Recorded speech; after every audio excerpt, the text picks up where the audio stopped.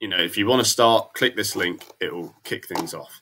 So let's just go back and have a look at our watch list, what's moved since our last analysis and what's going on. You can see Bitcoin is up a bit, coming to 29K, and there's various assets that have moved slightly. Ethereum, we liquidated longs and it's fallen right back, so we can cover that. What is quite high on my priority list is the same asset I looked at in this editor's pick. It's the Euroward. So I'm going to start on the Euroward and I'm going to cover a few things on there, because some guys are asking me. Now, there's a particular lesson I covered yesterday, which is really relevant, I think, to this. So I'm going to type it as a text. Now, what people say is something like this, and this is exactly what happened with this. Okay? And I did say this yesterday, but for those who weren't there or didn't understand, I'm just going to do it again because I don't think that everyone quite got it. So anyway, you've got this move here, okay? So probably better if I put it on the weekly at least. So what you have is a move from just over here, okay? So that's the week starting 15th of August 2022, Monday, and you've come all the way now to the 24th of April. So August to April, okay, it's quite a long way, 8 months or so, and there'll be many traders who started saying it's bullish down here, news is bullish, it comes up, and then they might have said it there. But now what's happening again is that even though, you know, I'm posting short and you're starting to have a fall today, people say it's bullish and the news is bullish. Now, the problem with this, okay, and the reason why people lose so much money trading, and this is literally it, is that they'll say, okay, it's bullish and the news is bullish. And then what they'll do is they'll buy all the way up here, okay? Now, the reason why that's a problem is just because if you're buying up here, all right, you have not had any pullback at all. So you're basically buying when it's more likely that the price is going to fall than it is that it's going to rise. And if you don't believe that, the simple way to work this out is just by looking back in history, okay? You find every single time the price comes up to a point, it falls again, right? And that's because your profit margin, as prices rise, your profit margin to the upside reduces because you're late, okay? It was fine there, and it was fine here because you've got room to move to the upside because you've just had a slew of red candles, okay? So my point being that, and I want this just to go blue for a minute. My point is basically that, you know, these are points to sell, okay? And it's because there is room to the downside far more than there is room to the upside at any time. So you basically need a dip before you get long. So yes, okay, maybe it's bullish. You could describe this trend as bullish. Absolutely, you could describe it as bullish. I mean, it's quite thin to the upside, but your bias shouldn't be bullish, okay? Your bias, if you want to make money trading, it needs to be bearish, because the difference between people who make and lose money in any financial market is literally the fact that the smart money, or, you know, traders like myself, will be short up here, and those other guys who don't know what they're doing are going to be long, and they fill my orders, okay, and I make money. So they buy at ridiculous prices, I sell at smart prices, I make money, and they don't. And that's what the markets are. It's a transaction between people who are losing money and people who are making money, okay? So you do not want to buy this, all right? It's just too high. It's too damn high. If I go on the monthly, let me just remove all the drawings. Just ask yourself, you started off 14268 and you've come all the way to 168. Okay? Where is the best point to buy? Within those two extremes, Would you rather buy here? Okay.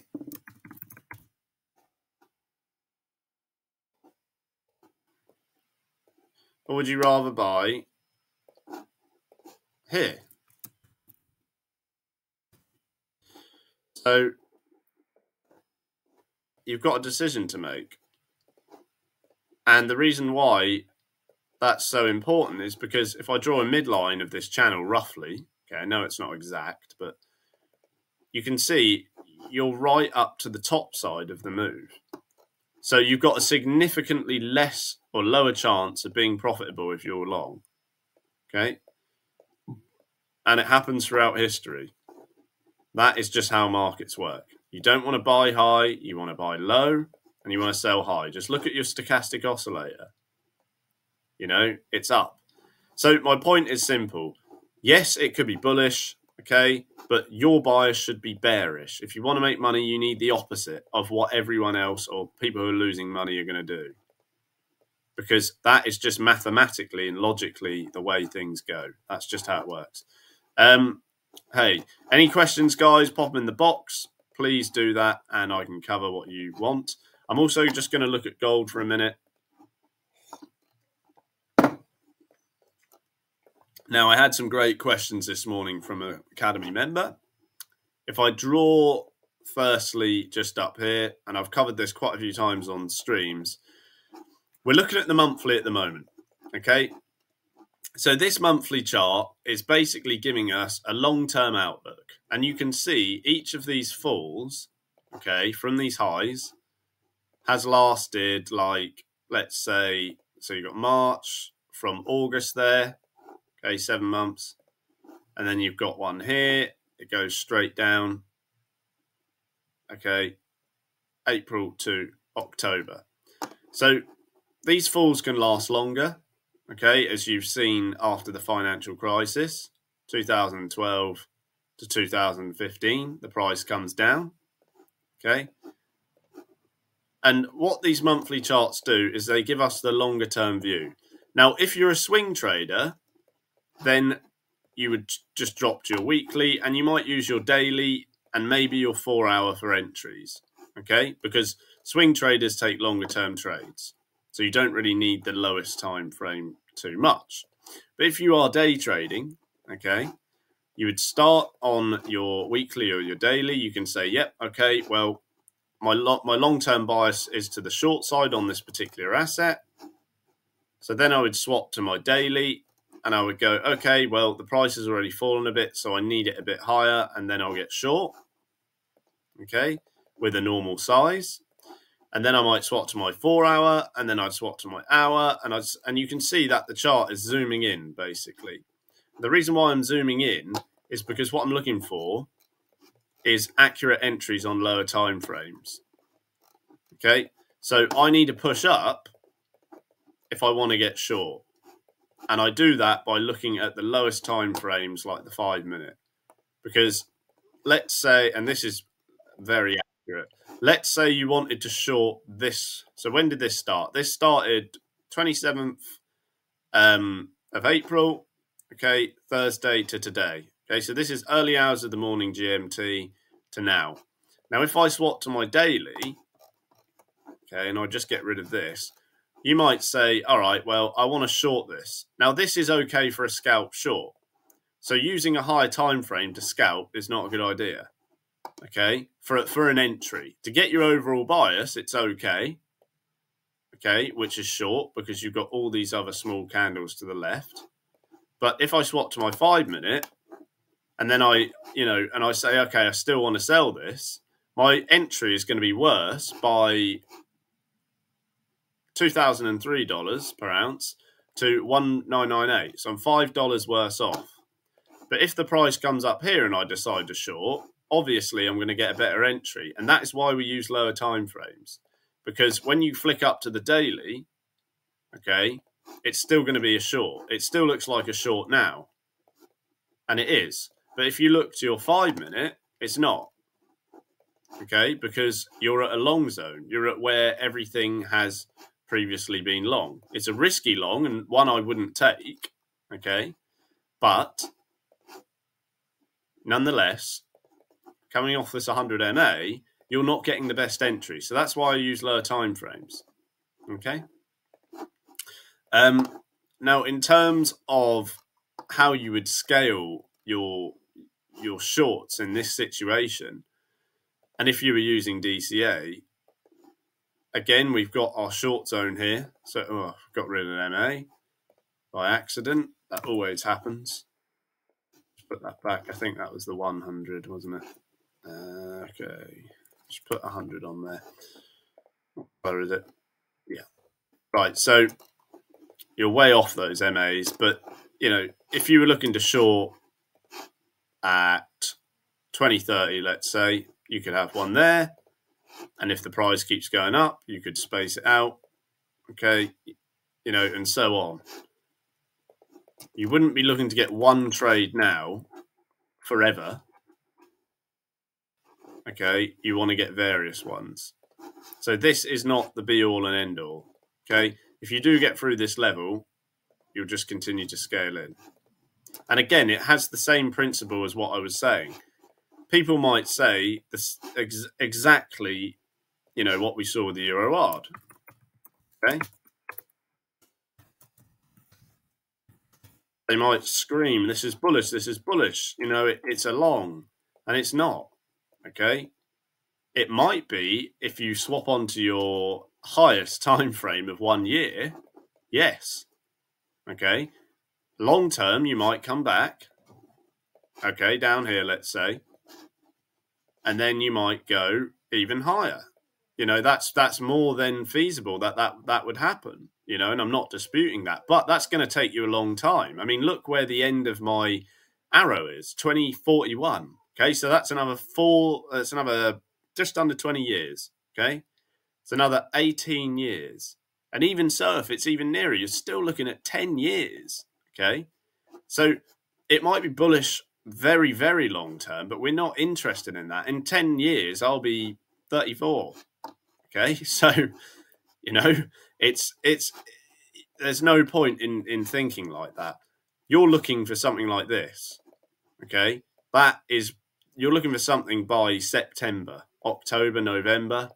Okay, or even further down. If it goes further down, it might take longer. Okay, so just be aware. This was bullish. This was where you want to get long. In fact, no, let's think of it like this. A lot of people, even here, at this point, would have said, okay, bearish. And again, they would have got absolutely creamed. They would have got annihilated. I'm sure there was traders in here that happened to. They'd say that was bearish, and, the news is bad and gold's coming down. And they, with people in my academy and myself will sit there and say, okay, that's great, but we're going to get long. And we did call it long, and it's gone right up. So every time the price comes low, it's pretty much always going to be because of this. How can you trade like that? How can you short like that and lose money every single time? I mean, that was bearish, wasn't it? And, then you come up and you come up and the price goes up and up and up and up. So bearish news is bad needs to mean, in your head, buy. Okay? That is what you want to do. Because that's the only way to make money, is buy low, sell high. And the only time you can buy low and sell high is after this happens. And after everyone who doesn't know what they're doing starts screaming from the hilltops, telling you that you should be selling. You should be selling. But how can you make money selling lows? Okay? The car you've just bought has dropped by 70%. And you're going to sell it because the news is bad, when in a year's time it's going to be much better. I mean, that's what people do with houses, don't they?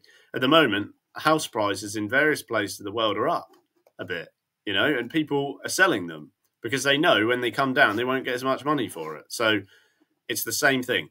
So Chris, thanks for the question. Chris is a member of mine. Hi, with Euro ARD coming to this session, we are bearish and looking to open a position short. What is the approach for today?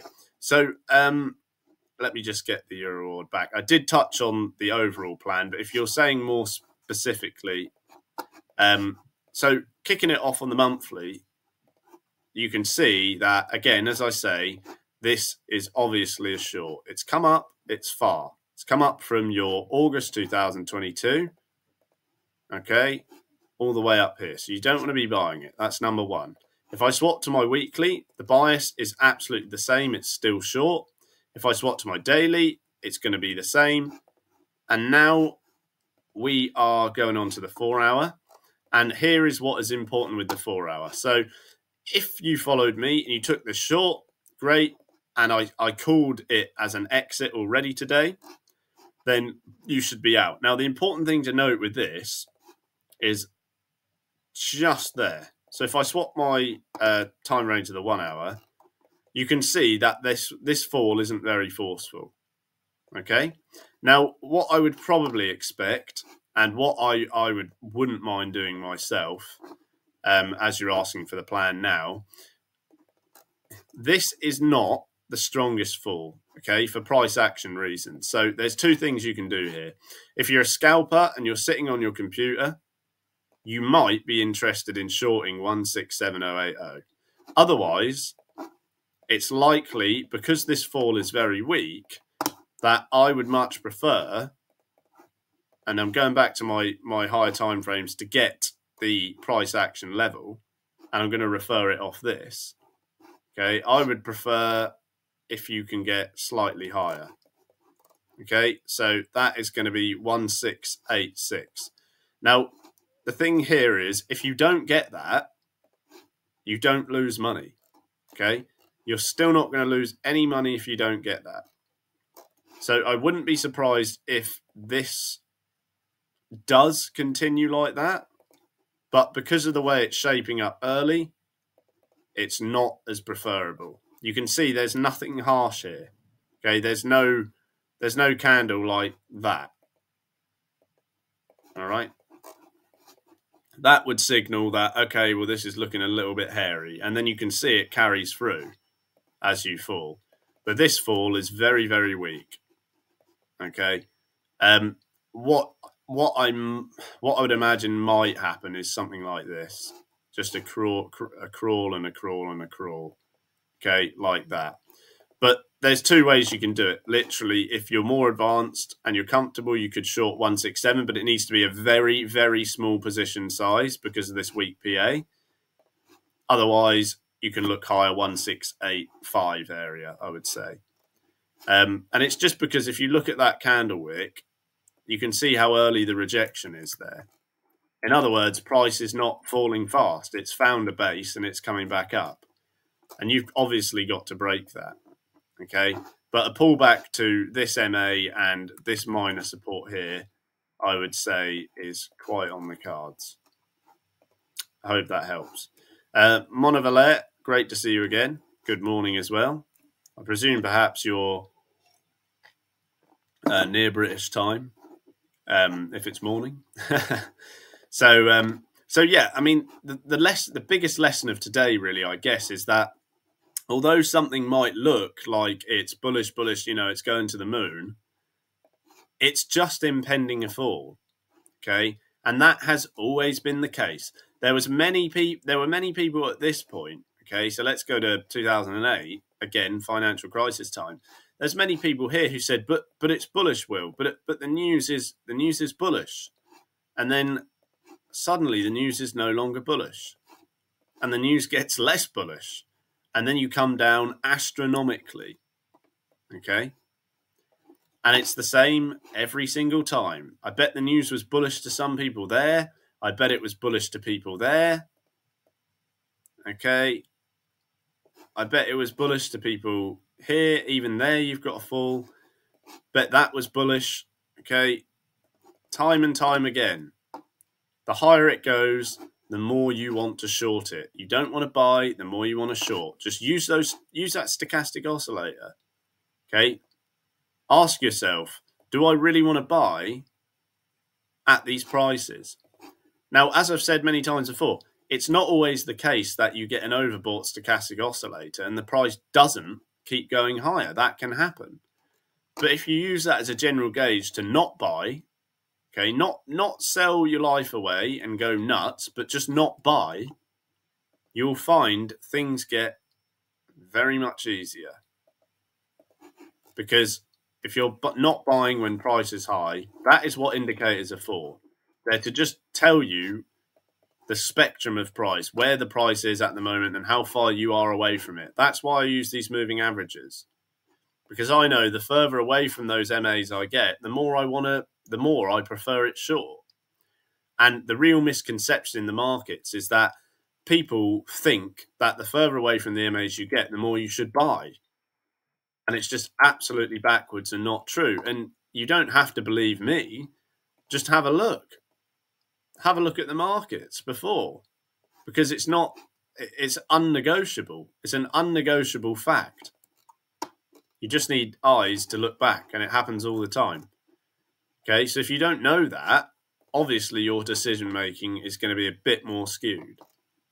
Okay, now let me just reset my chart and get rid of all of that stuff. So again, if you're looking at lower time frames, you can see on my left-hand side, you've got key PA, you're running into a 200 MA. That is why I said, yes, you could lightly short this, but there is a lot of minor price action in the way. And that's why I don't prefer shorting it so much. All right. But what I would say is you'll probably get a trickle. You'll probably get a little trickle like this, unless the GDP news later changes anything. Okay. And that may extend lower. All right. So even if it doesn't go exactly like that, it's still short. I mean, you're still getting a good price if you're shorting here overall. Okay, but I would just vary your risk slightly. I still like it short 167.08, and I'm trading the pullback.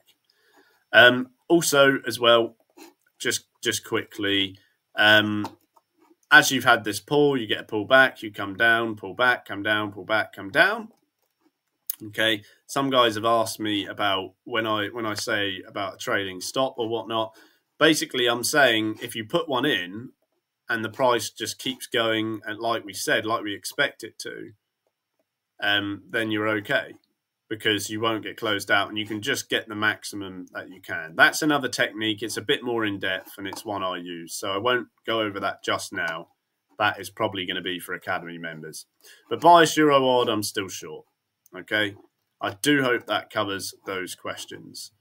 Has anyone got any charts they want to look at? Perhaps we can blend in what we've said a little bit.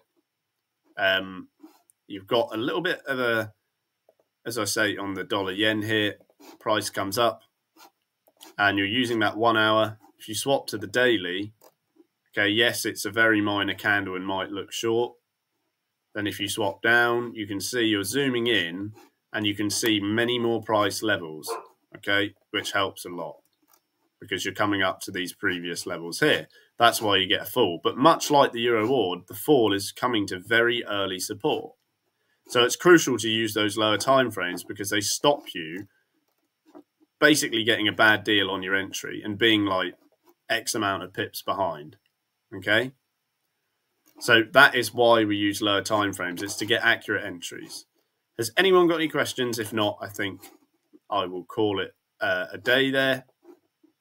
Can't see any in there. We've done 27 minutes or so, so I'll probably end things. There is GDP news today, so keep an eye out.